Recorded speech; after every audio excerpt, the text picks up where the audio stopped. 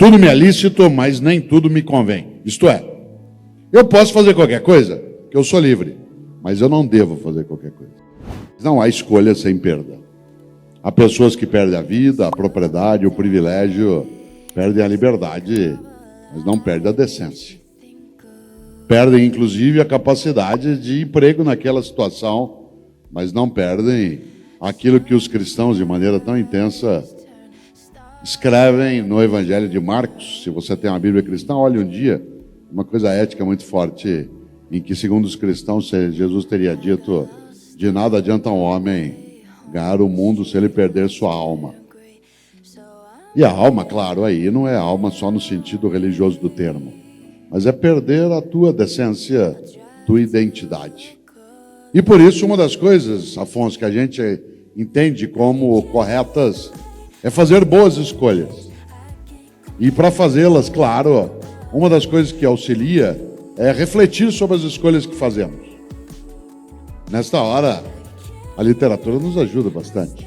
Você tem muitas obras que são absolutamente inspiradoras para fazer pensar sobre nossas escolhas. São os grandes dilemas éticos, né? Dilemas éticos. Raskolnikov, seja lá o que for. Ou se você olha Irmãos Karamazov, por exemplo, né, quando a clássica frase, se Deus não existe, então tudo é permitido, isto é, que vínculo existe entre religião e valores éticos? Alguns diriam: tá vendo? O mundo está assim porque falta religião. Cautela.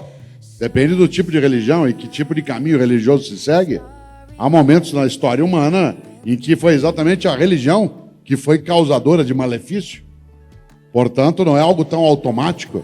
Como diz Guimarães Rosa, não convém fazer escândalo de começo. Só aos poucos que o escuro é claro. E no campo da ética, só aos poucos que o escuro é claro. Nós vivemos dilemas. Eu citei agora o Evangelho de Marcos, dos cristãos. Vocês sabem que os cristãos têm um grande pensador, aliás, um grande teólogo, que, como sabem, o cristianismo é uma religião sem teoria. Ele nasce sem teologia. O cristianismo é uma religião de prática que nasce sem teologia, isto é, sem um corpo teórico.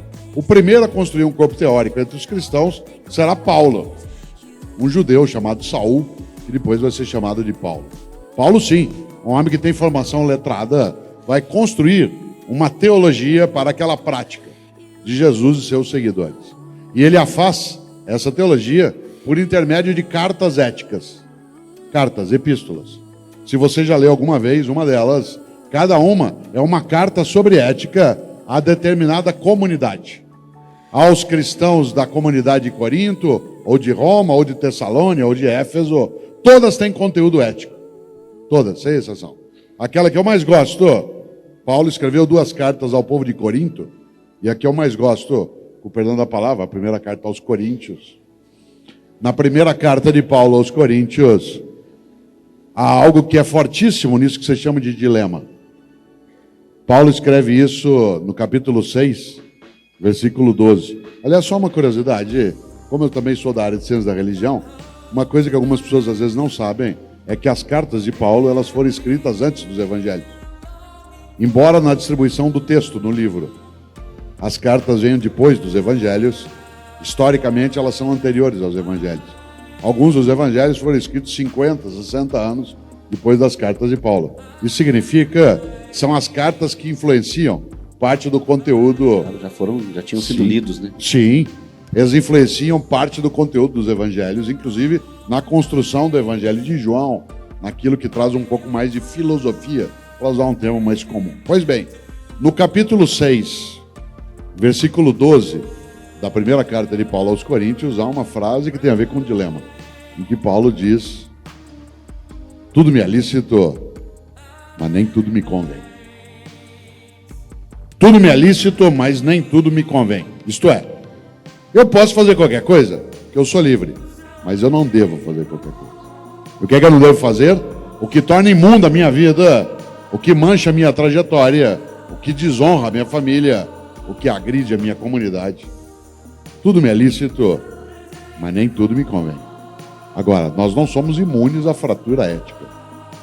Um outro animal até teria essa possibilidade. Nós, humanos, não. Nós somos livres. Aliás, para fazer o benefício e o malefício, E eu diria algo que eu acho que vale para nós. Pena de quem não tem dilemas, que talvez é porque não reflita.